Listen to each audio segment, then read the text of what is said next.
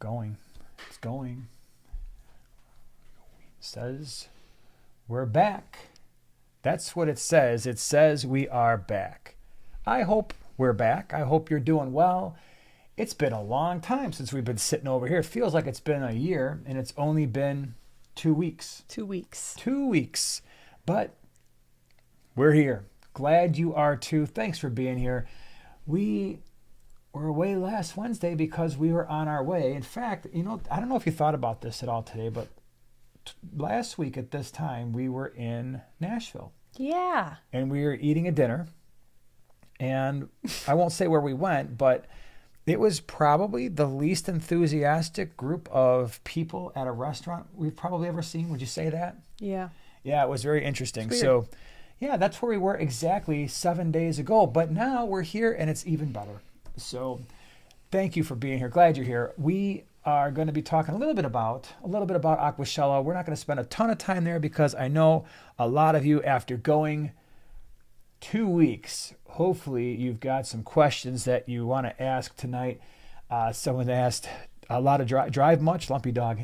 Yeah, we did. So I think round trip was 2,400 miles. So for those of you who don't know, we're in Chicago, and we drove from Chicago to Orlando and back in basically, 5 days? So yeah. So we left, the deal was we left last Wednesday early, and we drove down to Nashville. We spent a night there, and then the second day on Thursday was a longer drive because we had to go from Nashville all the way to Orlando. And by the time we got in on Thursday evening, it was rather late because we hit not one, not two, but 3 major traffic jams. I have decided that I'm not the hugest fan of Atlanta traffic.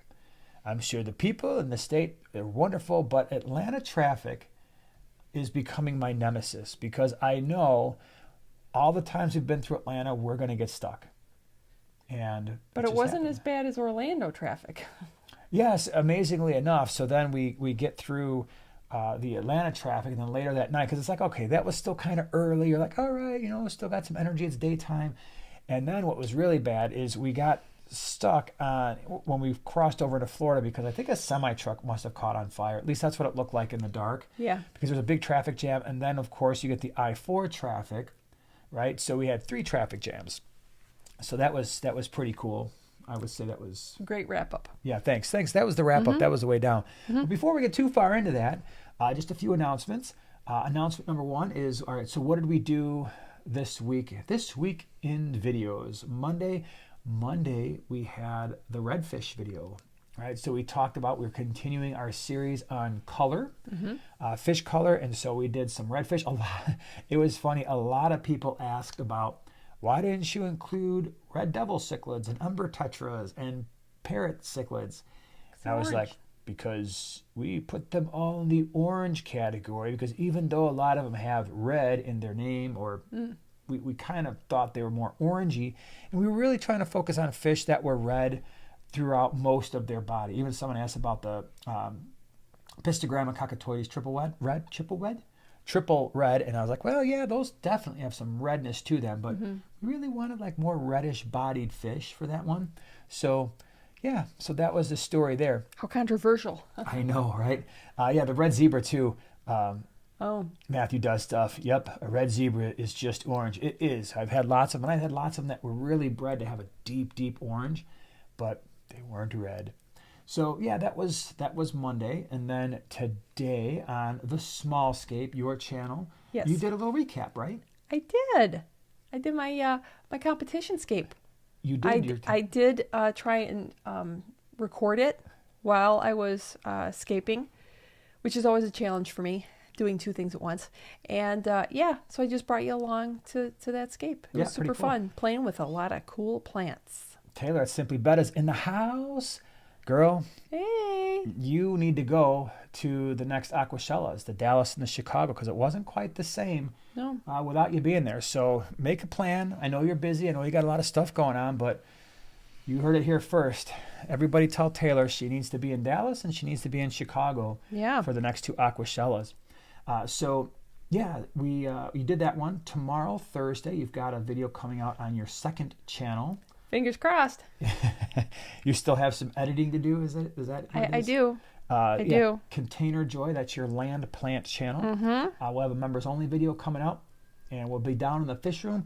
Friday, I am going to take you around Aquashella. At least I'm going to show you the tanks. And so typically what I do on this channel is when I do tours of Aquashella, I know there's a lot of people who do the full walk around, so I'm not going to repeat that.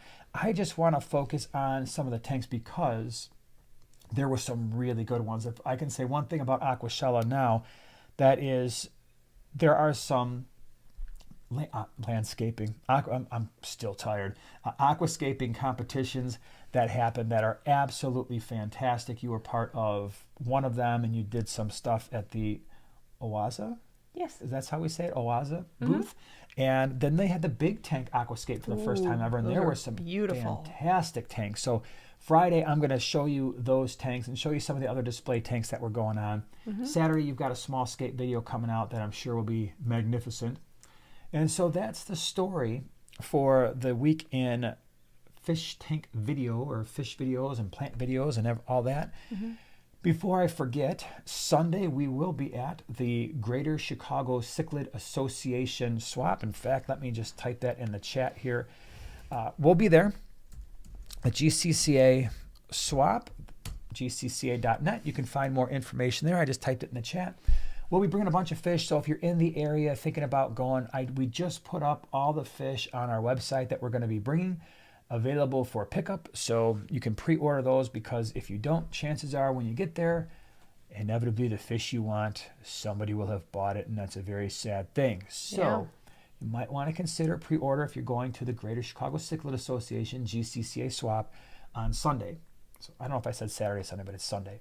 So that's the story there. I really can't talk. No. One of the things you have to understand is from basically Thursday night through Monday night, I'm pretty sure I averaged about 4 hours of sleep each night. Yeah. So did most people there, I think. Yeah. Oh, yeah. I'm definitely not. It seems to be the original the consensus. There. So yeah, Bunch of zombies walking around. I basically got no sleep, and then last night I got a bunch of sleep, and I'm not sure that actually helped, because I think I went from a foggy non-sleep brain to, oh my gosh, my body just went no sleep, a bunch of sleep, and it's still foggy because it doesn't really know what happened there. So yeah, so I can't really talk. My voice is still a little messed up because of all the talking I did over the weekend. So yeah, that's kind of the story. So, well, what about at Aquashella? You forgot something. Oh, I haven't gotten really to Aquashella yet. I was just okay. No. So I'm not all really right. doing this in any particular order. Okay, I'll wait. So we went. We got there. Yeah, we did. So when last I left off the story, we arrived there late Thursday evening. Friday was basically just a booth set up, and then hanging out Friday night with all the people. Yep. Am I passing anything up yet? No. Okay. One of the things too is the evenings, like Friday night, Saturday night. One of the things that we like to do after all the dinner stuff happens is there's a group of us that like to stay up until the wee hours of the morning, just goofing around, talking. Me, John from KG Tropicals, usually James from Fish Room Fever's there, Chattanooga Ed is there. That's like the group. Usually Fishy Biz, Drew is there, but he usually pops in and out. He's a busy guy. He's always got things going on, so he pops in when he can. And then there's usually a few people there as well, other people just coming in, hanging Milling out. about. Yeah, but that unfortunately doesn't often end before like 1:30 or 2. And so then when you're doing, you're talking, shooting the breeze, it's really hard to fall asleep right away. And you got to get up extra early to make sure you got all your stuff for the day. So you poor thing. I know. Poor things. And you didn't, plural. You didn't experience those things at the. No, I'm too old for that. At Aquashella. Yeah, you went like, nope, you have fun. But, like signing out. Was it Friday night? Yeah. It's like 2:00 in the morning, and I'm going back to the room, and I go to open the door, and you got the thing locked. Kablam! I'm pretty sure. It was. I had taken it off, but apparently not enough to where it half blocked it. Yeah, well, yeah, because I opened it a lot further than it would probably normally open. It just seemed like there was some give there, and I'm pretty sure I woke up half the hall because there was like this big noise, kablunk, And then I'm like trying to knock on the door, but I'm trying to be quiet because I don't want to wake up the rest of the floor. Mm-hmm. I'm like, let me in. So you had to wait like a half an hour? Yeah, well, plus you had to wake up anyway. So that was, Good times. Oops. So yeah, Saturday, Aquashella, that was a fun day. A lot of people. So I would say, or let me ask you this. What do you think from this year to last year? What were the things that surprised you, difference, that kind of thing? Difference? Yeah. Was there? No. Not that I can think of, like anything that was like different. I mean, besides the fact that our booth was in a totally different spot, I think we probably had a little bit more room, wouldn't you say?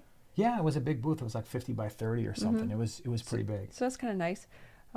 So I think you guys are nailing that down. You know, you're getting better and better with each Aquashella, right? Yeah, and I would say what I noticed is so that would have been last June when we were in Orlando. It was the first time that there was a thing going on, like a major thing after all the bad stuff that had happened, at that point, little over a year. This time around, for those of you who have been to Aquashellas before, I would say that Orlando was probably the most elaborate in terms of the displays that the vendors were putting together. Especially compared to last year in Orlando. I'd say all the vendors put considerably more effort into the booths. The Oaza booth that you were part of, I will show you that on Friday, but it was an amazing booth. It was huge. It was in my opinion, the centerpiece of the entire show. That is the booth. Yeah, I mean the Aquascapes there. George Farmer did a fantastic Aquascape. You had one. All the professionals were there. Oh, yeah. A lot of professional aquascapers were there. So how many tanks? I don't even know. I didn't count. There were 12 from the aquascaping competition. Right. But then how many other tanks were there in that display? Well, in the gallery that I contributed one, there was maybe 10, and then scattered throughout the booth, maybe another 10. That's about what I would have said too. So about 20 tanks at least, plus the 12. And so all that different was sizes, shapes, flavors. They're just, If you like really cool looking tanks, and if you ever get a chance to go to Aquashella, that Oaze booth you could spend a lot of time there, a lot of time. Yeah. So that was definitely a highlight. Aquarium Co-op was there for the first time in a while, so they missed the last three. Flashback. But that was cool to have Cory and Zenzo and Irene was there. So that was a lot of fun because it had been a while. Zenzo was at Orlando last year, but he missed the last two, and then just to have those three back again, that was pretty cool. What else? What else would you say? The room where all the presentations are given, that was really well done this time because it was put in an area where it was a lot easier to hear. The audio was a lot better, so that was cool. So I love how every single year it seems like things improve. Yeah, for sure. So you have anything you want to add? Well, yeah, all the people that we got to meet. Okay, let's talk about the people. Oh my gosh, yes. It's so exciting to meet people that you see their name. And we met somebody specifically really special. May I? Sure. Oink Master Supreme Forever. We met her. Yeah, and she's here. She's here in the chat. And she even brought us a goodie. Look. Can you see it? It's beautiful. Oh my gosh. Yep. And it's essential oils and I don't know, what do you say? It not burns them. It whatever. Emits them? Yes. And then it even lights up. I haven't loaded up with batteries yet, but she brought us a goodie. So thank you for that. That's pretty awesome. Yeah, we met so many people. That's the best part. Yeah. Yep, that is I've said it a million times. I'm going to say it a million more. That is the reason why we go, is to hang out with all of you, to get to know you, to match a name to the face, and talk fish and nerd out. So hopefully, if you have an opportunity this year or in the future to go to an event where we are going to be, and I don't care if that is an Aquashella and an OCA, Ohio Cichlid Association extravaganza thing, a swap, anything. That's our favorite thing, is to hang out, talk with you guys, talk fish. It's really cool. Sure is. So yeah, a lot of people that we got to meet, and that was pretty awesome for sure. All right, let's get in here. Michigan Tropicals, thank you very much for the super chat. Hey guys, it was great seeing you this weekend. Just made it home from a successful wild collecting after the show. Can't wait for Dallas. Yep, Michigan Tropicals. He was hanging out with us too. So he also had a late night, but yeah, it was great, great hanging with you. Glad you were able to do some collecting. I wanted to. That was one of the things I had like in my brain of things I wanted to do when I went down there. And then Friday, like I said, Friday I got down there. So I got down there Friday morning before I think just about anybody else did. I think Rob, Flip Aquatics, was setting up his booth. And I looked at the YouTube booth. I was like, there were no walls up for the booth. Nothing was set up. There were kind of tables around because they hadn't got anything. Usually, like the crew, Carrie, Science Scale Aquatics, and like I said, Ed and James, they're all like doing stuff, but they couldn't because most of the stuff wasn't ready. So I walked down there Friday. I'm like, oh, we got some work to do. But we knocked it out. They're good workers. Fishing, he is here. Fish Room Fever. James is here. Hey, James. Yeah. What's up, man? What's up? Glad you're here. Whips World is here.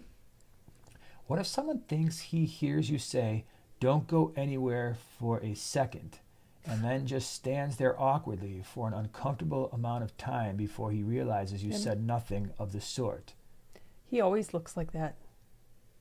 I do? Yeah. Okay. Kind of. I mean, but I probably look worse because I've always been told that I look like mad or something. And I'm like, oh, and they're like, what's the matter? What's the matter? My mom would always do that. What's the matter? Well, I was do like, that oh, a I lot was just too. thinking. Yeah, you have an angry think face. Yeah. Well, I just explain it that it must apparently hurt me to think. That's a new one. You see that person over there? They have an angry think face. They're like trying to squeeze out the thought. Yeah. Done now? I'm amusing myself with your angry think face. Wankmaster says she's wearing her new shirt and she's always going to wear it for the live streams. Nice. Very cool. Sweet. Thank you. All right, let's see. I'm scrolling around here. Let's see what's going on. Jeremy says, do you have any tips for removing scratches from glass? You know what? No, I don't, because I haven't done it, and we have got some tanks that are absolutely jacked up. So it stings too. Like our bottom 125, and I don't know who did it, because I'm guilty. I've done it before too, where you get gravel or something stuck in an algae scraper. Yeah, I know you've destroyed a 12 long that you then graciously gave to me. Like, here, you can have this tank. I'm like, it's scratched. Want this? Yeah. But my bottom 125, and it really stinks because we have the Vieja Mascajeros in that tank, and they're one of my favorite fish, and I always have to apologize when I show the tank, like, I'm sorry for the scratches. They're everywhere. I mean, it's really bad. So yeah.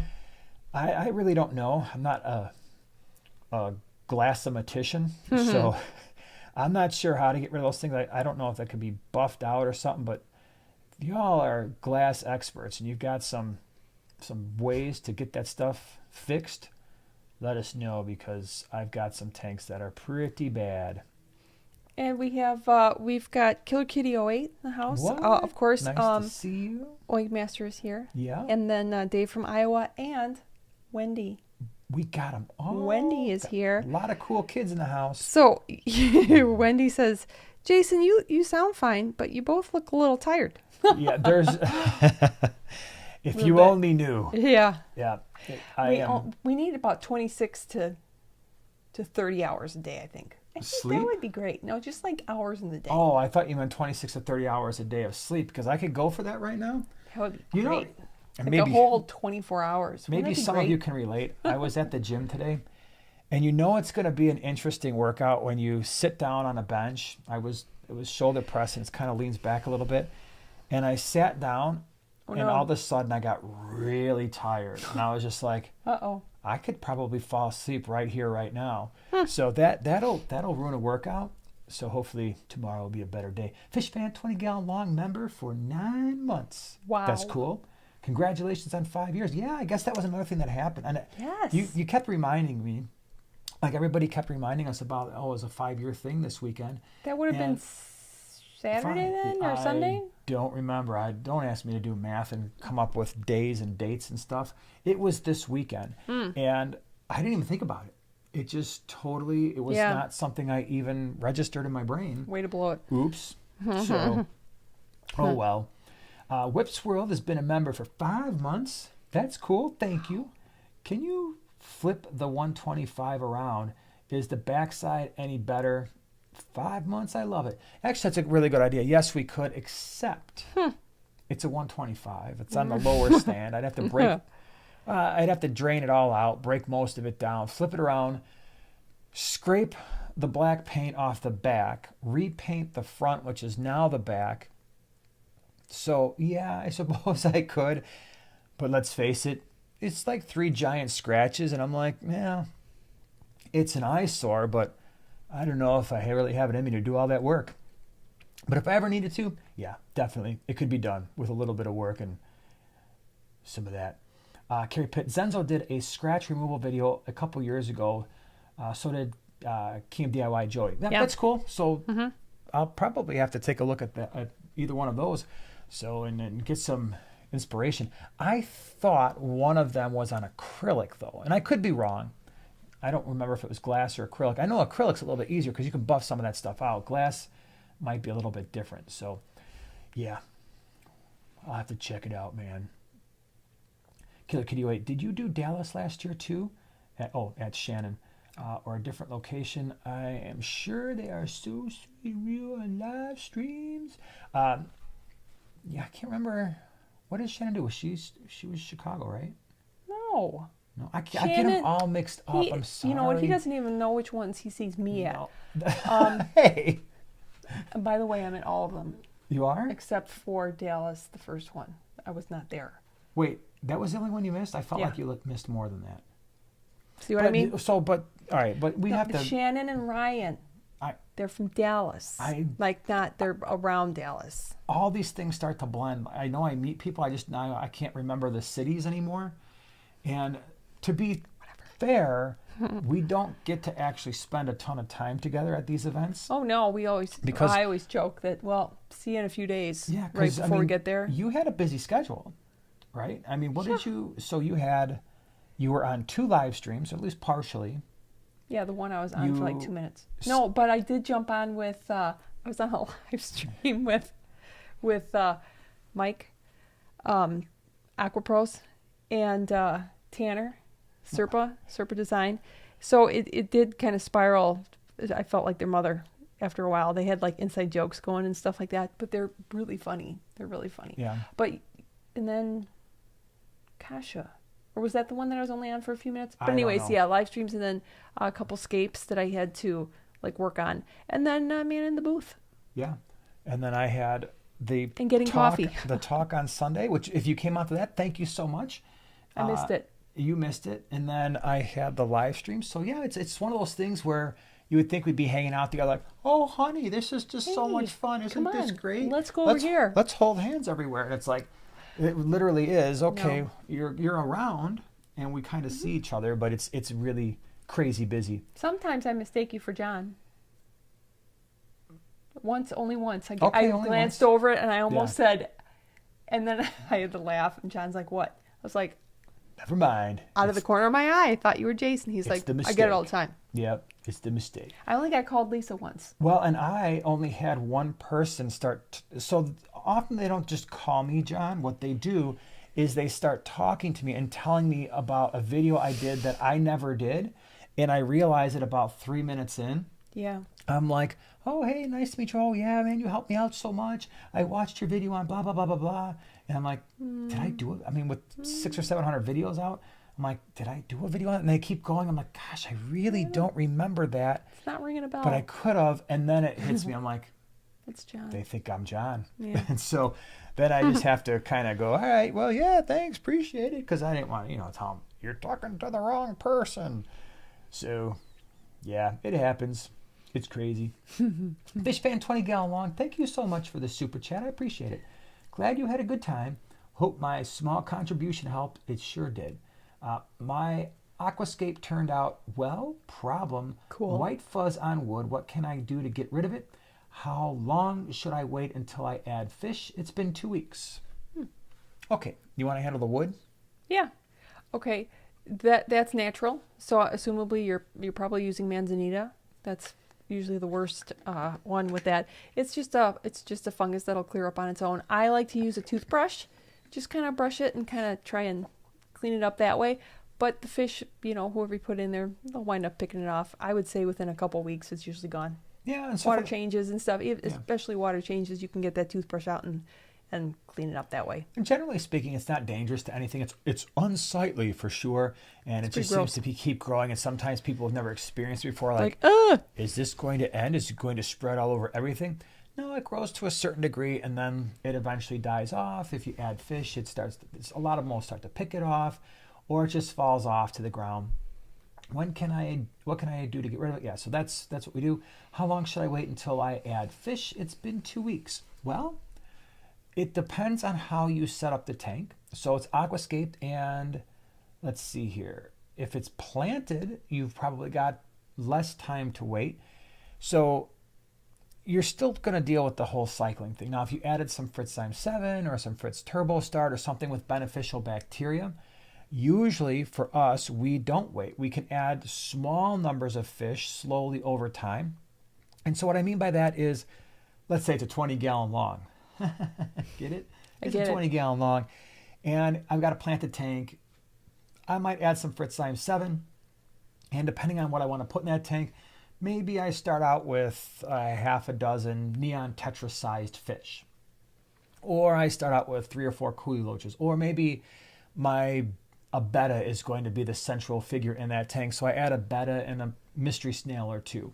And then I wait a week or 2, probably a couple weeks, make sure the tank is stable, make sure I don't have any ammonia or nitrite, and I might add a few more fish. So that's generally how I deal with it. But if you haven't added any beneficial bacteria, then the wait might be a little bit longer because you want to be checking water parameters, make sure that if you're getting an ammonia spike or a nitrite spike, ideally that would be done without fish. And if you got plants in there, that usually goes a little bit faster. Usually with the plants, if there's no fish, by the time you start seeing algae form, often that means your tank is, believe it or not, starting to balance itself out. So that is a number of ways you can think about it. Max, member for 2 months. Very cool. Thank you. Best way to get rid of Hydra. So I did a video on Hydra a long time ago. Get Captain America. Yeah, I actually busted out Captain America on that one. There's a couple things. For our fish room, the only time I generally see Hydra is when I'm feeding live baby brine. And if I continue to do that, chances are the Hydra is not going away anytime soon, no matter what I do. So it's one of those things where if I'm usually, let me rephrase, it's when I'm overfeeding live baby brine, it just seems like Hydra is a thing. It comes in, it starts to grow. When I cut back, or maybe the fish have gotten old enough where they no longer eat it, it just tends to go away on its own. Now, there are some fish that will eat it. I know one of the ones that a lot of people try to use are things like dwarf gouramis. I added one to a tank with Hydra one time. It seemed like it was working. However, it's kind of convoluted because I think I was also reducing the feeding of live baby brine at the time. So there was that. If you decide to scrape them off and you don't fully remove them, they will regrow. And then those parts that you scraped off, if they're still in the tank, they can reattach and grow new Hydra. So there's that. If you had a lot of snails, would they potentially eat them? Maybe, but then you're exchanging a pest snail problem for Hydra. Although it was pretty funny because I've actually had Hydra grow on the shells of snails. Yeah. So that was pretty interesting. So those are some of the things that you can do. But really, it's part of it's about controlling feeding and making sure there's not a lot of stuff in the water for them to capture and eat. What you got? Wendy has a question. Wendy has a question. All right. I actually have a question. This Sunday, going to a swap, picking up 6 multis and 6 red fin punks. Very cool. I have 2 separate 20 longs cycled. Any supplies I need that I haven't thought of? Well, I don't know what you've thought of, but it's pretty simple. So for the multis, 20-gallon long, tons of shells. I always say put in at least 2 to 3 times as many shells as you have fish. So if you're picking up half a dozen, 12 to 18 shells should get you started. I like to put a little bit of rock work in those tanks, like our Simless tank. You've seen our multi low boy and the multi 40-gallon breeder. There's still rock work in there just because I like the way that looks. And believe it or not, some of those fish will put their shells behind the rocks, like that line of sight block that could potentially reduce some aggression issues. For the caudopunks, it's about rock work. So stack your rocks. We usually use the flagstone, but you can use whatever rocks you want. We usually stack them up along the back. I did add shells to those tanks for 2 reasons. One, if the caudopunks start to breed, they will sometimes move the fry into those shells and let them hang out there. They don't breed in the shells like shell dwellers do, but they will sometimes move the fish into those shells. But rock work for the caudopunks is especially important. I usually just stack it along the back, and then that's about it. They're both very simple fish to keep. If you were going to be thinking about any kind of live plants, you could do that, especially with the caudopunks. They don't dig excessively. They will dig around the rock work, so just make sure that your rocks are secure along the bottom of the tank and there's no situation where they start digging out the sand from underneath and then the rocks tip over.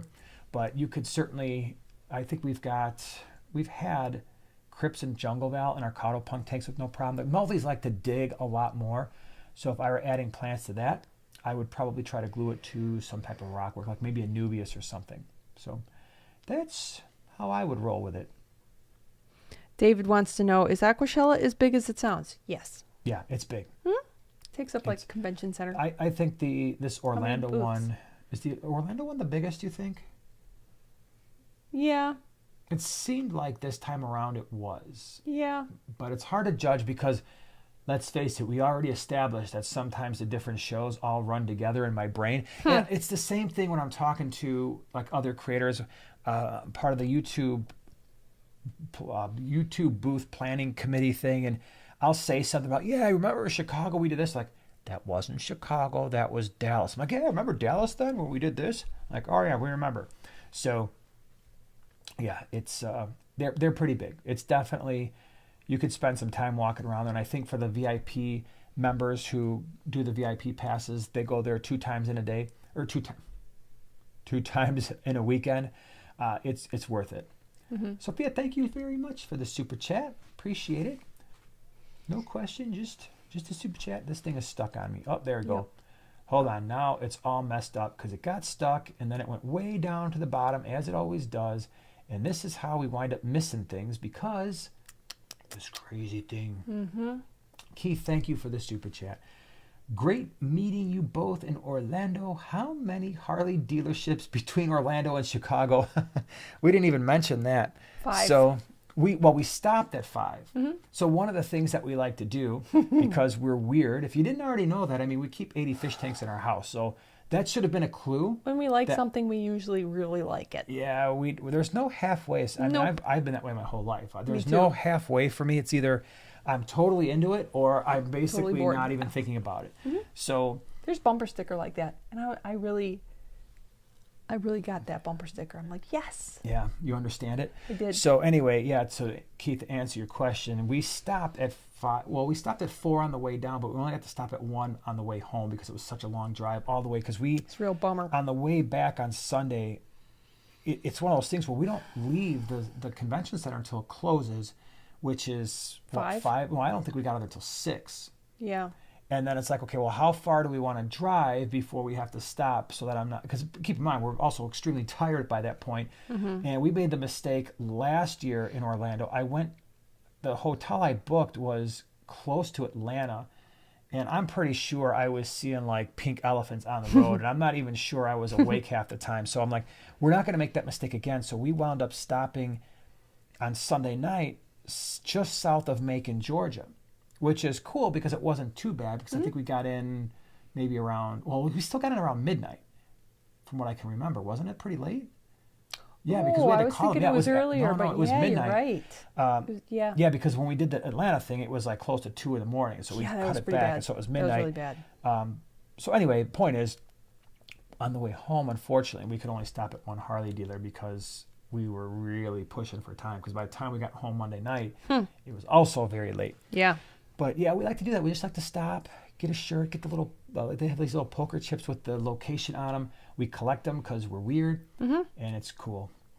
So, but there's a lot more than what we stopped at. If we would have stopped at all, we probably would still be on our way down to Orlando, and we would have missed the whole thing. All right, let's see here. 150 Tang, is that what that is? Mm-hmm. Thank you for the super chat. Your species profiles help me choose fish for my 150-gallon. Cyprichromis, Similis, and Julie's are doing great together. Oh, that's really cool. Nice. Yeah, 150 with that combination of fish, especially in a 150, if it's the 6, either way, whether it's the 6 foot or the 4 foot 150, it's so tall that you're going to have good luck. You're probably going to have a lot of Cyprichromis that start to breed after a while. Same with the Similis. And then if you've got your Julies and the Rockwork, those are all 3 of those fish are fish that would breed for you in that tank. It's going to be cool. That's awesome. Lane, thank you very much for the super chat. Appreciate it. KG Tropicals. Do we know? Oh my gosh. Payback for, thanks for the super chat, guys. Payback for lunch on Sunday. Thank you, Joanna. Dude, you're too funny, man. Silly. Yep. How you feeling, John? Are you still tired? Are you still recuperating from the weekend? Mm-hmm. I don't know if you heard, I was just telling the story about our Friday night, Saturday night extravaganzas of just Huddles. sitting around talking about, I don't know, just shooting the breeze until the wee hours in the morning. But that is, we look forward to it. I know, like leading up to it that week, I just need to get extra rest because I know there's not going to be any sleep happening during the weekend. Yeah. Yeah. Carrie's here too, Science. We got the whole crew hanging Carrie's out. here. I'm going to tell you something, and I really mean this, and I'm going to state it publicly. If it wasn't for Carrie and Jesse, Science Gal Aquatics duo, and James and Ed, this Aquashella booth, good would luck, not be there. because they do an insane amount of work, and they're just go. I mean, Ed was on that live stream. So if you watch any of the Aquashella YouTube channel live streams that they post, they're really fun. Ed's back there pretty much the whole time, making sure that those things run correctly. Carrie and Jesse are running around, making sure the booth is doing all they're supposed to do. So I can't thank them enough, because without them, it would be a lot more. There'd be a lot more work for everybody to do, and they just do it. And they've always been that way. There are certain people in your life where you're like, oh, when they're here, things are just going to get done. It's okay. And they're the type of people where you don't even have to ask. They just see something that needs to be done and they do it. And those are really great people to have in your life, because they just make everybody's life more enjoyable. So thank you for that. Let's see, John. It usually takes me a week to feel normal again. And and here's the thing too, like, we're not like drinking people. John and I don't drink. James and Ed, we're all just sitting there like normal. It's just being up late at this point, at especially my advanced age, that makes me tired. It's not like we're out there having a party. Like, some people are like, yeah, we went to this place and that place. We went downtown. I'm like, no. We were literally sitting on a bench 20 feet from the convention center, where they have like an outside little area. That's where we were. And it's just the whole thing of staying up late. That's what gets you. Wow. Yep. Poor guy. Yeah, I know. All right. Andrea has a question. I was just going to read that one. But Really? Go ahead. Okay. Because I can't see anyway. Allow me. I was thinking of doing a Betta community 30-gallon tank with some Galaxy rasboras, nice, non-nippy tetras, a clown pleco, and some Malaysian snails. Thoughts? Wait, did we see did I hear a Betta in there? Yeah, it's a Betta community. So assumably there is a Betta. A Betta. Okay, so we got the Betta. We've got the CPDs. Yep. We have Malaysian trumpet snails. Yep. And what I missed one. Non-nippy tetras. Non-nippy tetras. And a clown pleco. Clown pleco. Okay, yeah. So I would say most likely that'll work. The only thing I guess I would be a little bit careful about is some of those CPDs can be extremely small. So if you have a big mismatch between your Betta and the CPDs, you could wind up with some of them going missing. So just be a little bit careful with that. Everything else seems good. And like I said, I think full-grown CPDs are going to be fine. I just think if you wind up, I'm guilty of this. I've done this a million times in my life, where you go to a pet store and you look at the fish and they look like the size should be okay. In fact, we did that with the Battis, and then we went out and got some lamp-eye rasboras. Remember that? And I remember the lamp-eye rasboras looked fine at the pet store, and then you bring them home and you're like, ooh, these are a lot smaller than I thought they would be, and they all went missing. So just make sure that you have that your Galaxy rasbora / Celestial Pearl Danio they're big enough to handle the situation. Yeah. Let's see here. KG Tropicals, Jason's feet were literally propped up in front of the fire. Not much partying going on. Yeah, they had a fireplace the first night on Friday night. Oh, that's cool. And yeah, and I was freezing. Really? And they were all making fun of me because I had shorts and flip-flops on. It's Florida. It was 88 degrees, but in the convention center, it was about 12 degrees. And you always make fun of me for wearing a cardigan because I wear cardigans year-round. And then I went outside, and it took me like an hour and a half to warm up. So I sat by the fire, and I would have gone into the fire if I thought my skin could handle it. But I don't think that was going to work. So I just sat really, really close. So it would be okay. Shadrach. Yeah, anyway.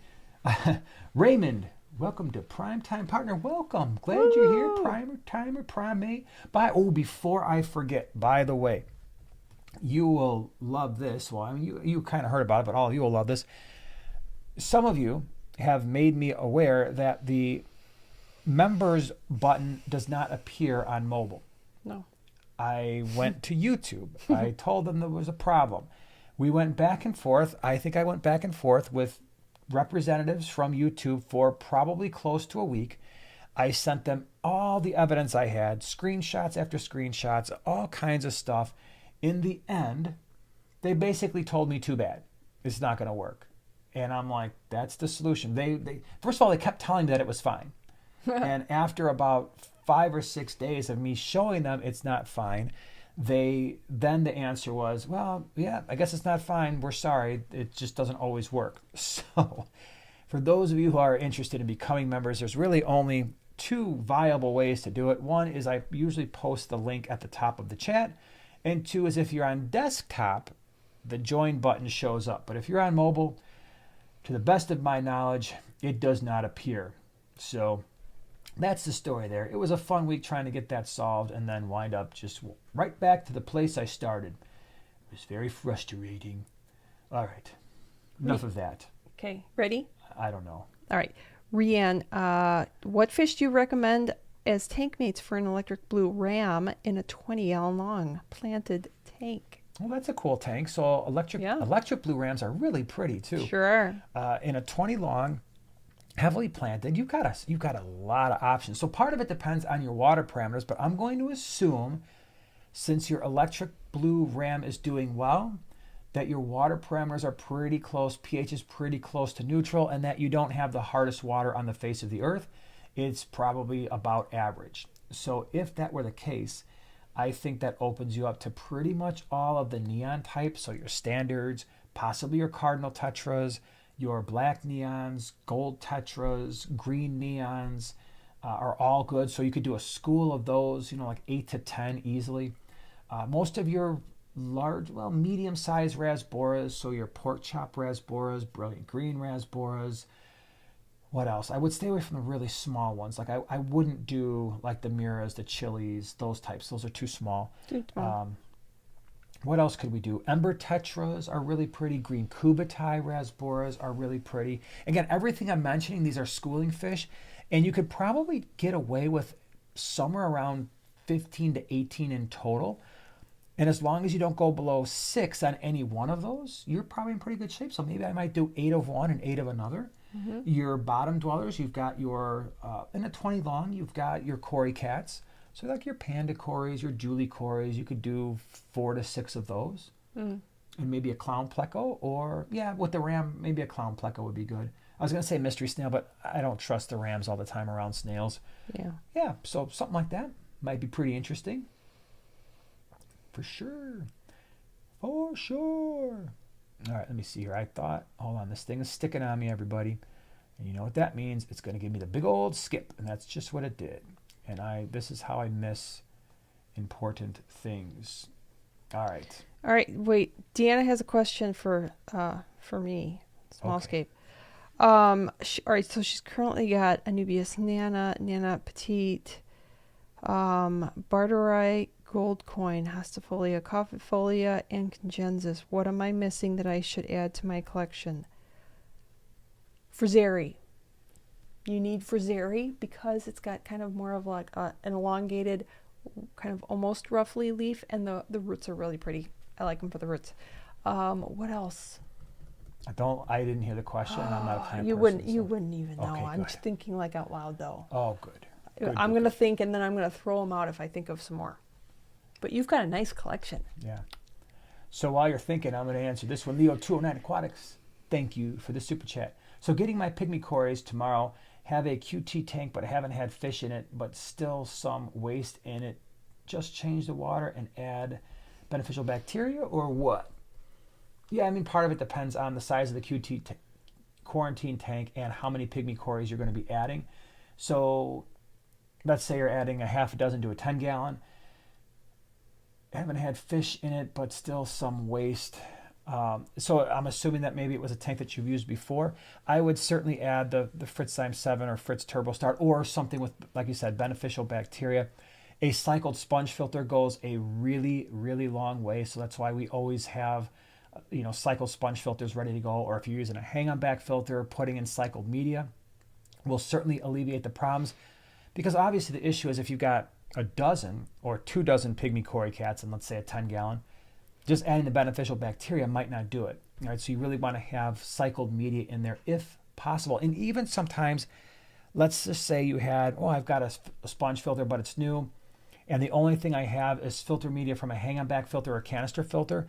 If you look at some of my really old videos, what I would do is I would take filter floss or a sponge and I would wedge it between the back of the tank and the new sponge filter just to kind of help it, see the new bacteria. And I never had a problem doing that. But again, I didn't stock the tanks very, very, I didn't stock them very heavily when I did that. This is funny. Ready? Yeah. Hippie John the Fishman. I like that. I really hope to meet you two in Chicago. I've already been talking to Whip. Cool. Hope to see you there. I'm sorry to hear that. Joke on Whip. Funny. Yeah, that's funny. Well, we'll probably see Whip this weekend, won't we? I hope so. Whip, you going to be at the GCCA this weekend? Hanging out? And by the way, dude, last time at the Greenwater, I even told her, I'm like, what happened to Whip? You walk by, I see the half wave. I'm like, he'll be back around. Yeah. I never saw you again. Yeah, so. He's like, later. Yeah. See you later. He's like, later, punk. No, there was like 3 or 4 that came at the same time, buying fish. So I think it was just right at the perfect storm. All righty. Okay. But Wendy has a quote. A quote? Okay, so Wendy says, forgot to remind everyone, no pain to push the like button. Maximum effort. Guess the movie. Oh my gosh. That does sound familiar. So now that's going to eat away at me. So I'm going to have to silently think. Maximum effort. No pain to... So, but anyway, I think the point was that Wendy said you're supposed to smash the like button. Boop the like button. Yeah. Boop. Squish it. Squish it with your finger like a little bug. Squish it. That's what Wendy says. A smiley. Hey guys, quick question. I have a pink Jack Dempsey that's twitching. I'm treating with Metroplex and quarantine tank, but it's been weeks and no improvement. Any advice? So is it one of those things where it's not flashing, it's not scratching, it's just kind of doing one of these, like where it feels uncomfortable, where it's like jerking around? That can be a bunch of different things. And so the Metroplex, and you said it's been weeks, right? So I don't know. Are you seeing any white spots? I mean, is there any evidence of it? Because sometimes they won't flash. They'll just kind of twitch around, like jerk back and forth. You could try erythromycin. You've got your general cure. Those are usually pretty good. And then, yeah, I think those could also be options. But it's so hard. It's really hard to determine exactly what it is without just trying different meds. Okay, let's see here. Rianne, what fish do you recommend as tank mates for electric blue ram in a 20-gallon long planted tank? Never mind, already answered that. Lane, thank you very much for the super chat. At Primetime Aquatics just set up a 55-gallon about 3 weeks ago. No ammonia or nitrite, but any fish I put in die in just a couple of hours. With no ammonia or no nitrite. I wonder if could there be something in the tank that you added that is releasing chemicals? Did you use any kinds of rocks or something that might not be aquarium safe? Is there a decoration in there that might not be aquarium safe? What else? I'm assuming you've got filtration running, so hopefully there's enough oxygen. What do the fish look like when they're dying? Does it look like they're really breathing heavy? Are they at the top of the tank gasping for air? Is there something wrong with the oxygen concentrations. So usually within a couple, I mean, are you dechlorinating the water? That's a big one too. But usually even the chlorine would gas off after a while. So it's like if you added fish one day and they all died, and then 3 days later you add more fish. Usually by that time, the chlorine's not really going to be an issue. But it sounds like if you tested the tank and there's no ammonia, no nitrate, let's assume, I don't want to assume, but hopefully that is not coming out very high. I mean, still, if you haven't added any beneficial bacteria, you're going to wind up with an ammonia or nitrite spike. So you want to keep an eye on that too. So adding the beneficial bacteria that we've been talking about. Again, I use Fritz TurboStart Fritzzyme 7 because that's what we use. So I mentioned that, but there are other types as well, and I know those work. But you'll definitely want to add something like that just to prevent the ammonia or nitrite spike. Part of it could be, if you're adding the same type of fish. So let's say, I really like guppies, and I'm trying to add these guppies, and I keep adding the guppies, and they keep dying. Sometimes certain stores just carry really bad strains of guppies. Or the other thing too is, let's say you really love neons or cardinal tetras. If you were adding, let's say, cardinal tetras, and you had your heart set on those, like, all right, I added 6 and they died, and then I waited a few days, I added 6 more and they died.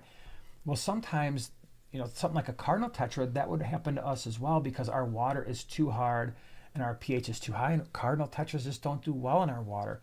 We've had problems with a lot of the store-bought guppies because they're just, a lot of times they're weaker. And so if you keep adding that same fish and it keeps not doing well, it could be the fish. But I would also, like I said, pay attention to what's in the tank and see if there is something there that might be leaching chemicals in the water, which can be really difficult to test for. Keith, member for 8 months. Thank you, Keith. John at KG Tropical says, if your rasboras went missing, you must have gotten bad fish. If your rasboras went missing, you must have gotten bad fish. Maybe. Or they got eaten. They're naughty? Yeah. Naughty fishes? They were bad. Like Master Supreme Forever, she's now been a member for 6 months. Already? Did you know that? Many hugs for y'all, for you. I'm honored to have, my eyes are not the best, to have met my heroes. What are your favorite and least favorite wood types to work with? I'm gathering items for my first scape. I'm going to let you answer that one about the wood because you've got strong opinions and I don't. Yes, I do. Favorite, is it favorite and least favorite? Yeah. Okay. I think it was. Hold on, the thing skipped on me. Here it is. Yes, favorite and least favorite. Oh boy. I don't know if I necessarily have a least favorite. It depends what you want to deal with. Manzanita, I really like, but you will have the white fungus for like a couple weeks. But it's got a nice red color unless you get the sandblasted, which will have no bark on it, but that looks really cool too. That's like that guy right there. Looks just like a pale color. But NECA wood I really love lately, and it stays down pretty well. It won't want to float too bad. But then there's Malaysian. Can't go wrong with Malaysian. So it depends on the look you want and how you want to deal with the wood wanting to float. Unless you plan on soaking it ahead of time for a week or two, then you don't have to worry about any of that. So in my humble opinion, my favorites, I think, would you say my favorites tend to be Manzanita? And Malaysian. I actually don't like Malaysian as much because it falls apart faster than most wood. I guess so. I really love the look of like the spiderwood and the Manzanita, but I really hate maintaining those tanks. Yeah, it can be kind of a stinker, especially if you're in there a lot with a net, or if you have to catch your fish. If you plan on having any fry that you need to catch, that will be a big pain in the butt. Yep. So, but it looks cool. It looks really awesome. And azalea root looks really cool too. Yeah, Manzanita is cool. I think that's my number one. Yeah, fave. I don't know if I can't even say that I have a favorite. I like them all. Yeah. So let's see here. Monster Fish Gal, you can become a member by hitting the $sign where you do the super chat. If it gives you the option. I didn't know that. Well, they've added like kind of buttons, haven't they, in YouTube world? There's a lot more little options there on the main screen of a channel. Not They're all ours. squished in. Well, besides join, there is no join. Alice B, who were the top 3 winners of the YouTube? I don't know. So Tanner was one for the YouTube Scape Off. For which one? For the judges or for the People's Choice? Well, let's do People's Choice. People's Choice was Tanner, number 1, then John, number 2, and then number 3 was... I just totally blanked out. I don't remember who number 3 was. I wasn't there. I didn't get to see the thing, but it was pretty cool. And Will Nace. Okay. But I thought it was pretty cool seeing John aquascape a tank, because that's something he's just getting into, and that's pretty exciting when you get into a new part really of... I know, really it's like, proud. wow, look at him go. He's like all serious. Playing with rocks and stuff. Did he use the tools? I have no idea. I wasn't... That was when I ran over to see them, because him and Kasha were escaping at the same time. Okay. I literally ran for like 1 minute to like maybe take a picture of them or something like that, and then I had to run back. There was a live stream or something going on. Oh, yeah. So I missed it. That's right. But I did make it over there just enough time to give them crap, because we all like to do that. Sure. Heckle.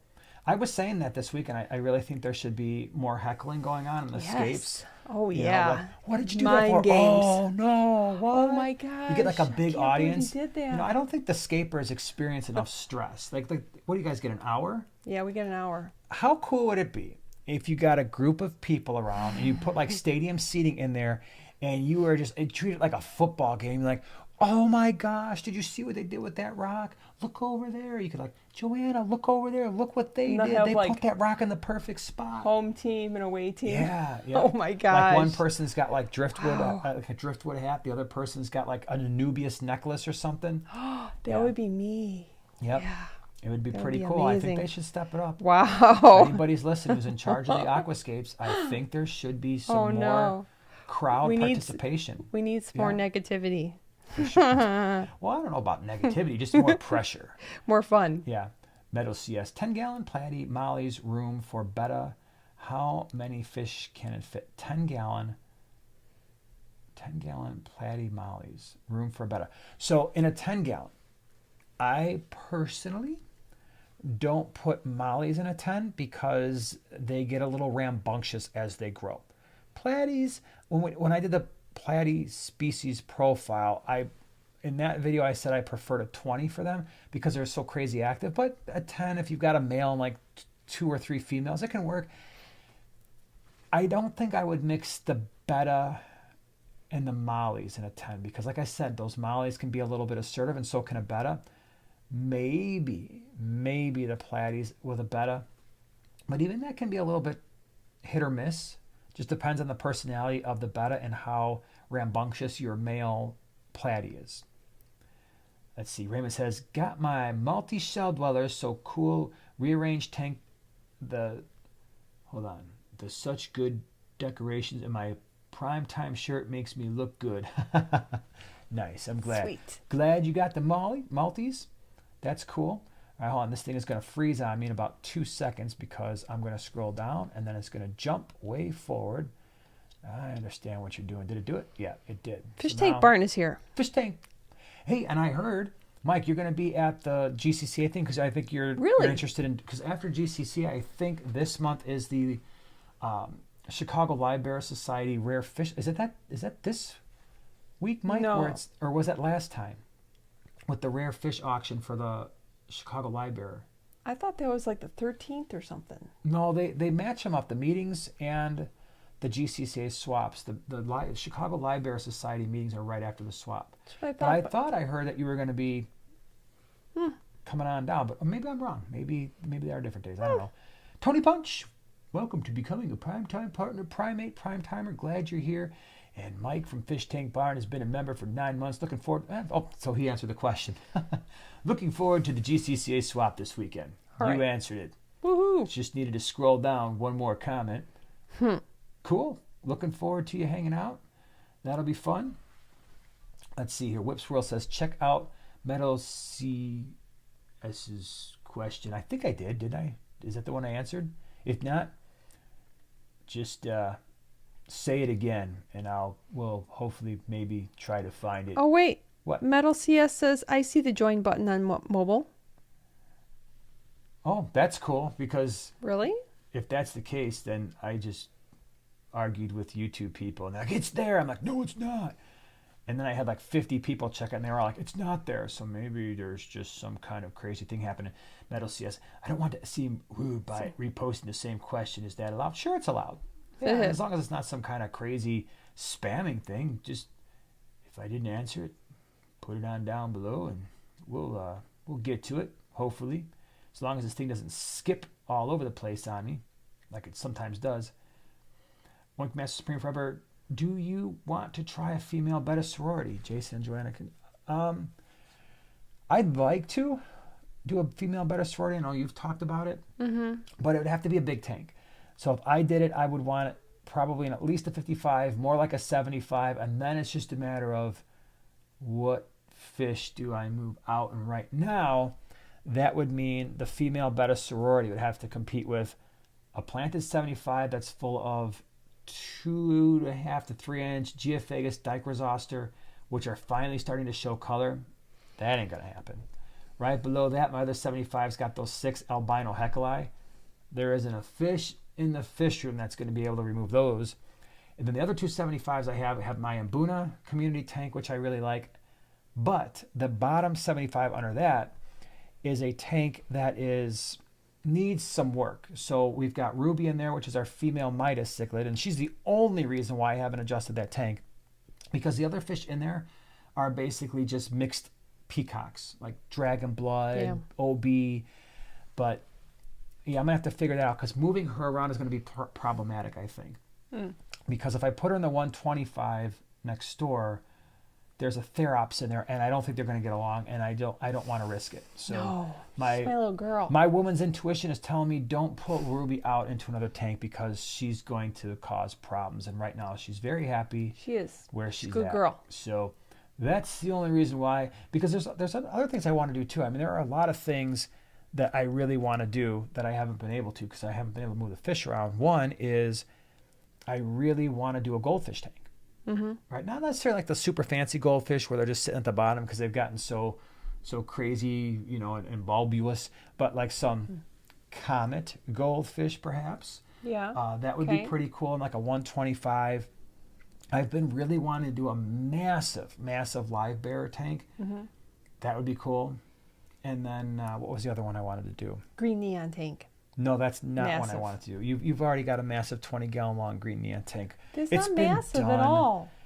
It's already been done. Not in my house, it hasn't. Well, it's been done in a 20 long. You'll just have to suffice. Not a massive tank. Anyway. Party pooper. So, yeah. And the other thing is we have an extraordinarily large order of fish potentially coming in next week. And I'm going to need probably every single quarantine tank plus some. If all those fish come in, that would probably be a good video. I just brought in 2,000 fish. You've heard it here first. But if all the fish come in that I've ordered, yes, there will be about 2,000 fish coming in. Wow. And I'm going to need 20 or 25 tanks to put all these fish in. Luckily, and I don't show them off a lot on the channel because there's no point, because they're basically just quarantine tanks. The members have seen them because they sometimes see some of the fish that I bring in just to sell at the swaps. But I've got about 20 set aside just for bringing fish in. I'll just have to come up with another 5 tanks to make room, because it's a lot of fish. So yeah, that's a little behind the scenes information for you. Oh man, this is a good one. Crypt Keeper Aquatics. Let's see. I don't know if I'm buttoning in here, or even, I think this is an idea that they have that they're hatching here. Maybe at the Aquascaping. Okay. Let's see, or even sabotages when we're near the end of it. Each aquascaper hands a material to the person to the left, and it must be incorporated into the scape. That's kind of cool. It would be kind of like you could do it like a white elephant thing. Is yes, that like a white elephant, where you either have to. That's an awesome idea. You have to use what you have, or like pick. Wait, can you write that down, because that might actually be something we could do at the Fish Tube booth. We've been talking about adding more activities, and that might not be like Oaza's probably not gonna be like, yeah, that's not happening here, because no. They've got like really sweet scapes. It's serious business over there, which is cool. Yeah. But at the Fish Tube booth, like a white elephant aquascaping thing. That would be Hey, awesome. screw your neighbor. Yeah, that would be really cool. Hold on, I see. All right, here's Metal CS. I'm a beginner and I want to keep mollies or platies. Could I fit them in a 10-gallon with a Betta to eat the babies, or will that all not fit? Okay, I see what you're saying. 10-gallon. If I was going to be breeding live bears in a 10-gallon, there could be better, easier options if you're a beginner. So guppies, stay a little bit smaller. Might be a little bit easier in that size tank. There is a fish called oh my gosh, Tigerlimia. Sorry, I was drawing a blank. Tigerlimia might be a pretty decent one for that. Platies would probably work. Again, if you got like one male, and so if you're going to start it out, I would probably start out with like one male and 3 or 4 females. And then if your plan is to have the Betta in there to not be overrun with babies, that could potentially work. The other option is like a small gourami, like a honey gourami. That may also do the trick. So, yeah, that could work. I just thought of Anubias. Unless they were mentioned, I don't remember. Gracilis? Wait, is this going way back to the question that was from before? The Anubias. I said I was still going to think about it. Although it does have a similar leaf shape, the Gracilis, to the Hostifolia. And I think that was one that you had. There's Augustifolia. I don't know if you mentioned that one. Gigantea gets very large. Big? Yeah, but you can get them small, so don't be fooled when you see them really tiny. And then there was one more. Gigantea, and what's the other one I was thinking of? You do Snow White, but unless you have like higher light, it'll turn pretty fast. Yeah. But there you go. Fish pan 20-gallon long. Is that sunburn I see? Well, no. No. Yes. Weirdly enough, we never saw the outside world when it was nice outside. No. That I can recall. Nope. But whatever this tan line thing I got going on is actually from last summer, from just being on the bike so much. Really? I never actually. Still have it? Well, look right there. Look on the screen. It's still visible. It does look like it. Never went away. I don't know why. And it just looks red because you don't look red there, but you look red there. Yeah, maybe it's just the way the light. So we look like we got a tan. Sweet. I know. How cool is that? Yeah. It's crazy. Not a ray of sun touched us. Hold on. Nope, not really. Ariel C, thank you so much for becoming a prime timer, primate, prime time partner. Tesla Killdozer's in the house. What? What's up? Thank you for the super chat. 2171. Thank you. Hey, Jason and Joanna, really enjoying the live stream. I'm going to try to make the Chicago Aquashella. I'm getting 12 bristlenose plecos from a friend. I have a 55, 75, and 125. How would you split them up? All are 2 inches. That's a great question. So first of all, I hope very much that we get to see you in Chicago. If I had 12 of them, let's see here. I would probably do at least 2 in the 55. So that brings us down to 10. I would do 4 in the 75 and probably 6. Yeah, and then 6 in the 125. I think that would be a good split. So 2 in the 55, 4 in the 75, 6 in the 125. Yeah, that's what I would do. That'll be cool. And they'll be little workers and probably do a great job. Crypt Keeper Aquatics. So where might I actually be able to see my idea put to use? How can I sign up as a contestant? I don't know, but it's definitely something, and I really mean this because it's in the book of ideas now. It is. And we have a book of ideas, and that book of ideas includes like video ideas. Sometimes you guys will give us a really good video idea and we'll write that down, or if we're just brainstorming. So it's official. It's in the book of ideas. So I'm going to bring it up to the YouTube booth planning committee as a potential thing. We'll see. I hope maybe we'll see it in there. All right. What else we got here? Hold on. This thing's going to get stuck and then it's going to do the boonk. All right. Now it's really stuck. Oh, Whip wants to know, where would I find a pair of Feste? Is there a go-to guy at the GCCA? The only person that I would think that might be breeding them is Rick Perez. Yeah, I was just thinking the same thing. He breeds all the big South and Central American cichlids and stuff. Yeah. And all just the larger cichlids in general. And I don't know if he is or not, but if he isn't, he might know somebody who is. So Rick Perez, if he's going to be there, would be the one to definitely see. Shannon says, oh, be sure to add the primetime aquatics before a question that highlights it in orange for us so we can see it a little bit easier. Chris says, do you know a solid place to get Hardscape online that won't hurt the wallet? Rocks primarily. I don't know if Flip Aquatics does rocks. I know he does plants. Rocks can be interesting because obviously they have to be shipped. We did that video, I think it was last summer, maybe 2 summers ago. I don't remember anymore. At one point, Lowe's was selling Lifeguard brand rocks. And it was like the Cerulean stone and the dragon stone and all that stuff. And it was relatively cheap, although people have since commented and said, yeah, the prices have since doubled. Mostly, I'm assuming, because of the shipping. The shipping is getting so much more expensive. Yeah. It's getting very expensive to ship stuff in general, and to ship big, heavy boxes of rocks, the prices are going up considerably. So if it were me, if you've got any kinds of swaps or that kind of thing, club swaps, there's usually 1 or 2 people that bring rocks, and that can be cheaper. If not, take a look at Lowe's, see if they still have it. I thought that they were in stock, but they are more expensive now. But when I say more expensive, I think it was maybe $2 or $2.50 a pound as opposed to whatever it was last time we did the video. It was maybe less than $1. So that might be an option. All right, let's see here. Oh, skipped around. Diana, thank you very much for the super chat. First of all, hello to my favorite people. Love you guys too. What would you recommend for a 10-gallon tank? I would like 1 statement fish and bottom feeders. I didn't want to do a community. Okay, so that's pretty easy to deal with. Bottom feeders, I'm assuming you're going to do some type, well, I shouldn't assume anything really, in a 10-gallon bottom feeders. Maybe some coolie loaches. Coolie loaches would be cool.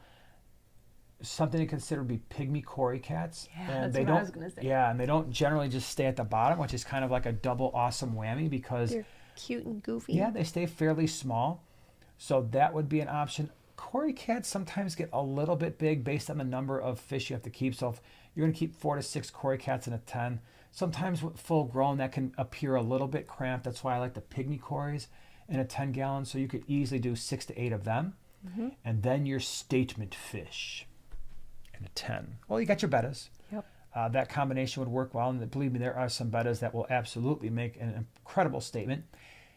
If you wanted to go with an unheated tank, a tank that would stay in the low 70s or so, you've got, well, I don't know if I do, well, maybe you could do a paradise fish. That's what I was going to say. You were? Yes. We're here. For some reason, we're here. That might work, but then you'd have to double check the pygmy cory cat lower temperature range. What else? Honey gourami. They have the golds and they have the reds, so that could be pretty cool. I guess you could do a dwarf gourami in a tank that size if it's the only thing that's going to be in there. Your statement fish. If you wanted a tiny statement fish. Batis? Yeah, I was going to say scarlet batis. Yeah, for sure. But that's so small, it's not really making much of a statement when you can't see it half the If you time. like miniatures. Yeah, but you wouldn't, if it's planted or something, you wouldn't see it. Peacock gudgeons, but then you would have more than one. You'd have statement fish, plural. But you'd do like 4 to 6 of those in a 10 gallon. Those are really pretty fish. But a ram? Not in a 10. I wouldn't do that in a 10 gallon. I don't think. Nah. Yeah. So those are some suggestions that I have in my brain. Nanners, thank you very much for the super chat. Hey. Thoughts on plecos with fancy goldfish? I have kept plecos with common goldfish. I have never kept them with fancy goldfish because I haven't kept fancy goldfish in a very, very long time. But lots of people do it. However, some people have said that the plecos took a liking to the goldfish's mucus coat. Yeah. And once that happened, they had to be separated because the plecos really did some damage. So you just kind of have to, if you're going to do that combo, you're just going to have to keep a close eye on it. Make sure that your fancy goldfish aren't getting chewed up at all by the pleco. And by the way, I mean, I'm talking about bristlenose plecos here or clown plecos. because commons are just usually way too big unless you've got a really, really massive tank. So you just have to be a little bit careful, keep an eye on them, make sure that the combo's actually working. But bristlenose plecos, they can go into that cooler water range, upper 60s, low 70s, like your goldfish will. Yeah. What you got?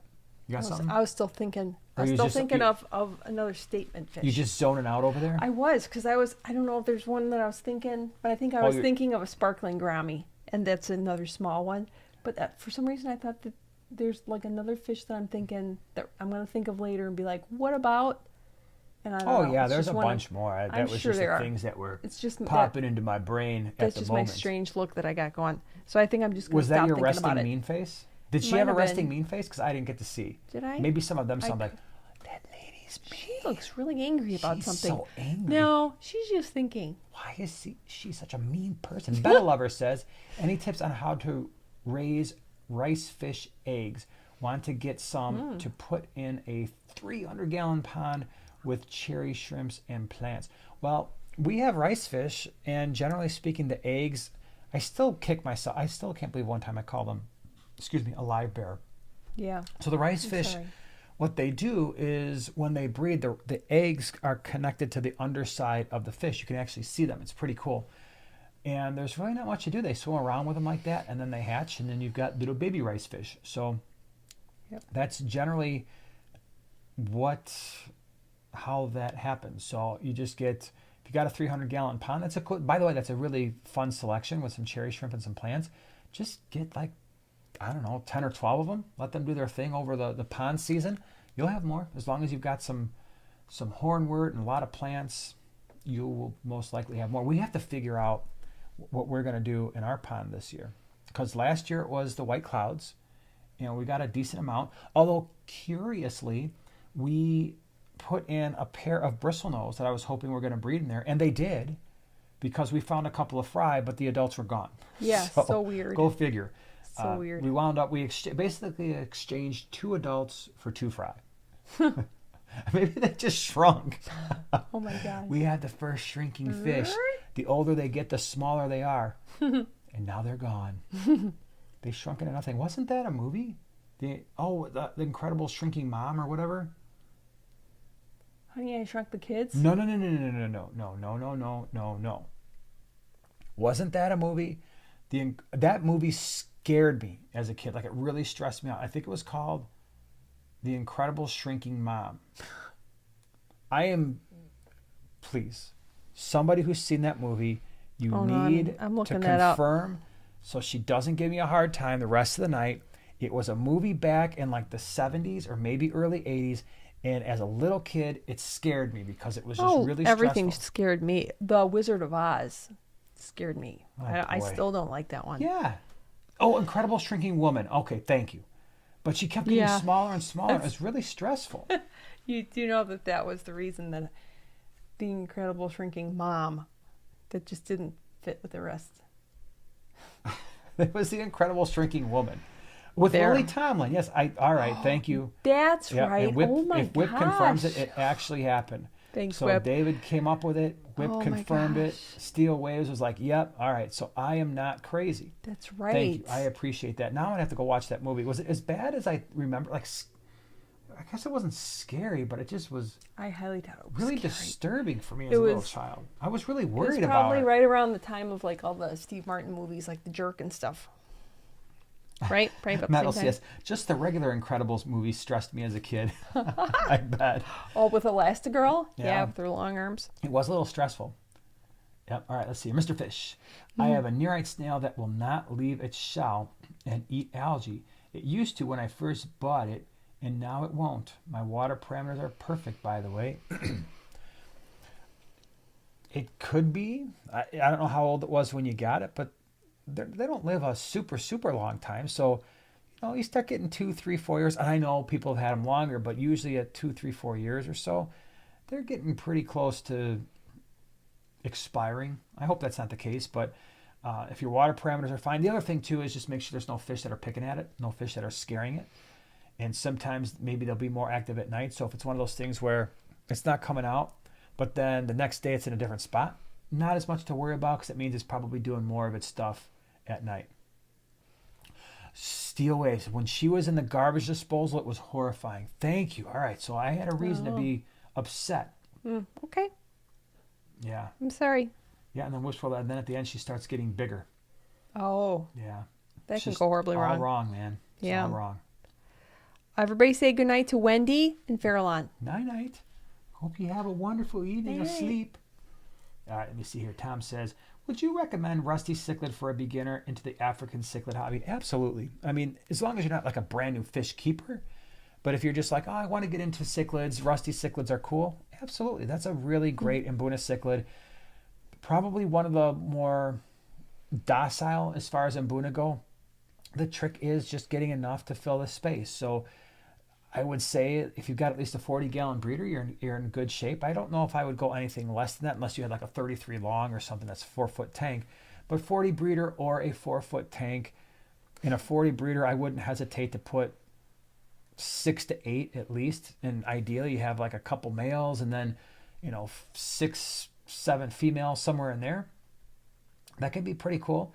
I personally think they look better on a lighter substrate. They tend to show a little bit more of that purple color as opposed to being more dark brown, but they're really cool. That's a good choice. All right, let me see here. Andre, any good recommendation for a beginner, budget-friendly 20-gallon aquarium and stand? Well, that's a good question. Usually the cheapest that you're going to find is selling secondhand. So if you go on a Craigslist type situation or you go to like a local club that's got a classifieds, a 29-gallon with a stand, at least around here, if it came with a filter, the lid, the light, the heater, all that stuff, it's not unusual to find something like that for around $50, $50 to $75, and that includes everything. Sometimes they're more, but that's a pretty good, decent starting point. I'm sure people have found it for less, but usually secondhand. If you're looking new, then often the best you're going to do is walk it into Petco and PetSmart. And on a 29-gallon, if you get the kit, then you buy the stand and you buy all the stuff, you're easily walking out of there, I don't know, $300, down 300, just with everything included once you buy the gravel and all that stuff. That can very easily happen. It's happened to me before. I know it's happened to this one before. It's nothing like, I'm going to go, oh, look, it's on sale. The kit's on sale for $80. And then you spend $300 anyway. They know they got you. Oh, well. Yep. All right. Jersey wants to know, with Betta and 4 to 6 small tetras in a 10-gallon, would I have to clean the tank more than once a month? A Betta and 4 to 6 tetras in a 10-gallon? Mm-hmm. Well, maybe. What we do to determine how much water we change and how often we're going to change it is we come up with a baseline. So we're using around 20 parts per million nitrate as our baseline. We generally don't want the nitrates going too much above that.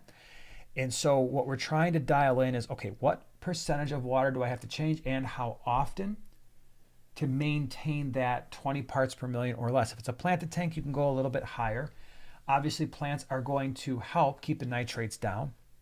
So it really is going to be something where you're going to do some experimentation. You're going to test your water at first. You're going to do that weekly. You might have to do that for a couple months until you figure out, okay, or maybe not a couple months, maybe it's a month, maybe it's 6 weeks, and figure out, okay, well, you know what? After a week, I was at 10 parts per million. After 2 weeks, I was at 20. And then if I do a 50% water change, I can go another 2 weeks. So it's just, I would prefer to do smaller water changes weekly as opposed to a large water change once a month. Your water parameters will remain a little bit more stable that way. So that's my thought on the matter. All right, let's see here. We'll answer a few more questions. I think we got time for a few more. Ooh, Killer Kitty, wait. Does beneficial bacteria suffer or die from sudden temperature changes? For example, using tropical temperature filter sponge in a cold water tank to seed it. That's a really good question. There are somewhat different beneficial bacteria depending mostly on pH, but not quite as much when it comes to temperature. They're going to grow slower at cooler waters. So if you're going from, for example, using tropical temperature filter sponge in a cold water tank to seed it, most likely you're not going to get a lot of die-off. You're probably just going to have microbes that grow a little slower potentially, but I don't anticipate you're going to have too many problems. It could be a bigger problem if you're going from, let's say, oh, I want to go from a pH of 8 and I'm going to put it in a tank that's got RO water and I've remineralized it, but the pH is a 6 because I want to keep some South or Central American cichlids. That was one of the science series videos I did a long time ago where we talked about how beneficial bacteria can be susceptible to water parameters, but temperature is not quite as bad as changes in pH. Let me see here. James Green must go. However, thanks to Primetime Aquatics for this event and to Mary Page and all the cool people, the moderators. Well, thanks, James. Glad you were here. Have a nice evening. Anna says, Anna doesn't say, Anna's a prime timer, primate. That's pretty cool. Thanks for being here. PC, thank you very much for the super chat. My nitrates have been zero. My nitrates have been 0. Nitrates 10 to 15. 0 ammonia. Fish in cycle. Any reason to change water? Algae is building, but not bad. Going to let it be if okay. Yeah, I think right now you're in a good shape. You've got nitrates that are certainly within the acceptable limit. I mean, there's no harm in doing a water change, but I don't think it's necessarily something you have to do right now. I'd probably wait a week and see where it's at, but you're in that range, 10 to 15, gets above 20, 25, you can start doing some water changes. Here we go. Just got here, but did you meet Brian, the reptile guy? Oh, I have a story for you. So, wait, who said that? Here we go. Oh, so here's the story. Friday night, we're sitting around and we're talking, and it was me, John from KG Tropicals, Brett from Tanked. He was there. He's really cool. I like hanging out with him. He's definitely added a lot to Aquashella, just his high energy. Yeah. And, like you watch the show. If you ever watch the show Tanked, he's high energy and he's got, he's go, go, go. He's like that in real life. I mean, he's full of ideas. He's full of energy. It's really cool having him around because it just adds that extra element of just go get him. Yeah, go get him. So anyway, we were talking about something and he mentioned, I think it was like some kind of a reptile show or something that's happening. He's like, oh yeah, Brian's gonna be starting. I'm like, oh, Brian Barczyk? And he's like, no, other Brian. And he mentioned somebody. And I am not kidding you. The very next morning, I'm sitting, or we're standing there at the fish tube booth area, and it was right at the beginning, and the Brett Rayner's booth was right across from ours. And I look over there, and I see a guy, long gray hair, ponytail, and I can just tell by the build. I'm like, and then he turns around, and Brett's like, come here. And it was Brian Barczyk. I'm like, what? I'm like, dude, what's up? So it was pretty cool because especially when we were keeping a lot of lizards and stuff, I would watch his videos quite a bit. I just kind of like the vibe of the channel and stuff. So yeah, I did get to meet him. We did get to talk a little bit. So that was pretty cool. Yep. And he was there for Saturday, a good part. I don't know when he left, but he was there at least Saturday morning. So not something I expected. So it was cool. Bonus. Yeah. All right, let me see here. We're scrolling. Alice B, how do I convince my partner to let me get another Betta? Well, that's a good question. How would I convince you? Well, I wouldn't have to because you'd go out and just do the stuff. But in the early days, I think it was, how about this? You tell your partner, hey, you know what? I want to go to wherever store you're going to go and get this Betta, and you walk around. Maybe you say you need some fish food. So you go there under false pretenses. You lie, all right? That's probably not good. No. Let's not do that. No, you don't need to do that at all. Just take them with and just walk by the Bettas. Yeah, and have them just look at them because once you meet eyes. And then you just tell them, which one? So if you were to pick out a Betta, which one would it be? Which is your favorite? They're going to start looking at them and they're going to start inspecting them. And next thing you know, it becomes a present for them. Like, you know what? I want to get that for you. I just think they'll see right you need that in your life. Just give it a try. Give it a try. Yeah.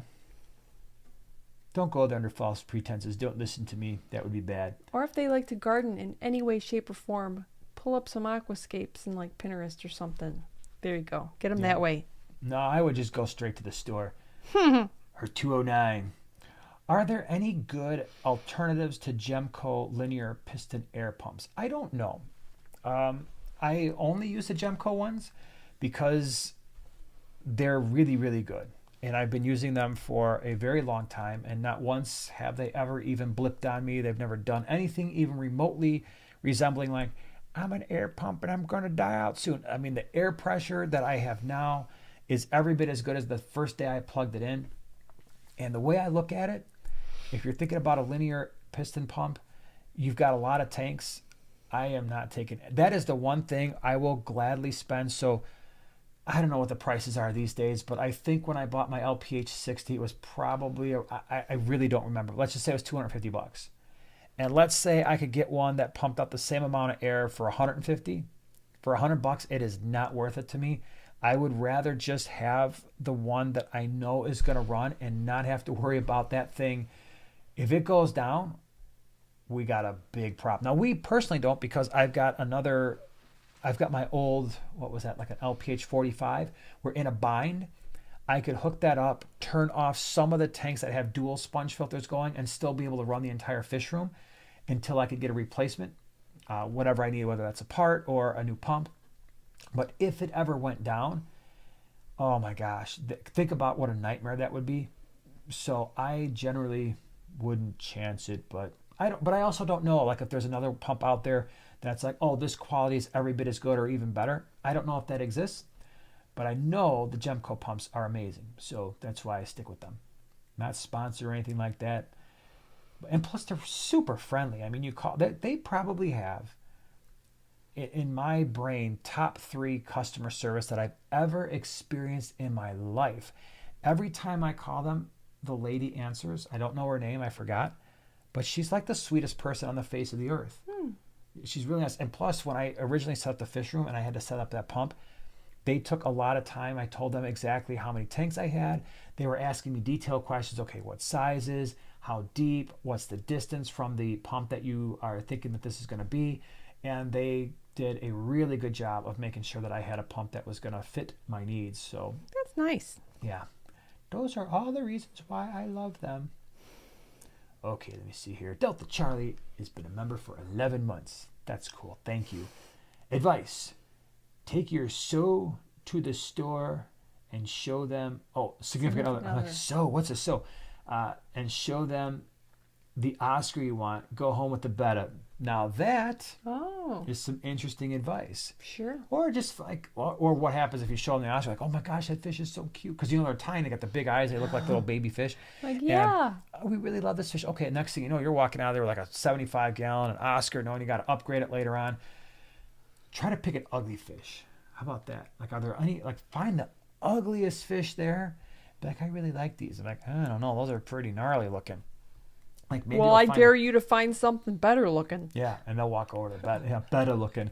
And they walk over there, and you're like, okay, fine. I'll just pick out this really pretty Betta. There you go. I like it, Delta Charlie. Paul, thank you very much. Remember, for 15 months. Wow. That's got to be pretty close to, like, 15 months? Is that what that says? 1-5? My eyes go all gnarly. That's cool. Thank you. Thanks for the tutorials and live streams. Always things to learn. Well, thank you for being here. That's pretty cool. Appreciate it. All right, let me see here. Beer River. Whoa, you guys are still on? Awesome. Yeah, we'll probably for like another 2 minutes. You've caught the last 2 minutes live. Do any of you do this too? Like, one of my channels that I really like to watch, if they're doing a live stream, but it's already past a certain point, I won't watch it until I can watch the whole thing from the beginning. Like, I don't want to see the second half, because I know I'm going to want to watch the first half, and then I'm going to want to, and then I know I'm going to have to stop halfway through because I've already seen the second half. Okay. So then I just wait. All right. Because I'm weird. Sure. Yeah, you are. Yeah, I'm a weird person. You are. Don says, how harmful are nitrates to fish at 80 parts per million? Have they done studies on this? Yes, they have. Again, that was one of the things that I think, did I cover that in a science series, or was it just a nitrate video? I don't remember anymore. However, in one of those videos, I talk about the difference between acute poisoning and sustained exposure over time. Chronic, that was the word I was looking for. At 80 parts per million, you're going to get chronic exposure to nitrates, which could shorten a fish's life by ultimately lowering the immune system response of the fish. So it's not a good situation to be in. How much that's going to lower a fish's lifespan is really dependent on the types of fish and the stresses that they are already experiencing, maybe the new fish that you're adding to the tank, the possibility of being exposed to disease. There's a lot going on there. Most of the studies that have been done in terms of nitrate poisoning, unfortunately, have been done on food fish and fish farms. So not as much on tropical fish. So yeah, 80 parts per million is not great long term. Where it gets to be acute, and the studies are all over the place. They can be as low as like 300 parts per million up to 1,000 parts per million. It really is a very big variance. So yeah, that's the story. All right, let's do one more. Should we do one more? All right. Commander Jack seems like he's got a question. Hey guys, I've been really enjoying your videos. I was wondering if you had any experience or advice on rope fish, aka reed fish. I've been setting up my 55 gallon for one, and unfortunately I have no experience with them. I have no idea. Someday you're going to learn, and I hope you can tell us. All right, Chuck says, how can I accurately measure the salinity of my water in my cichlid tank? They have the refractometer. I think that's what they're called. I don't do it. It's usually done for brackish water, salt water. So they have those. If you look at any saltwater supply company store, they've got those things that you can use. All right, everybody. I think it is time for us to wrap up this bad boy. Hopefully I recognize all the super chats and stickers and everything. Thank you to everybody. Thank you to our awesome moderators, Killer Kitty 08, Oink Master, and Dave from Iowa is hanging out, and Wendy was here. Yeah. So thank you to everybody. Appreciate it. We will be back same time, same place next Wednesday. Hope to see you there because it's fun hanging out. James, Fish Room Fever, appreciate you being here, and everybody else. We'll see you guys next week. Have a good week. Night night.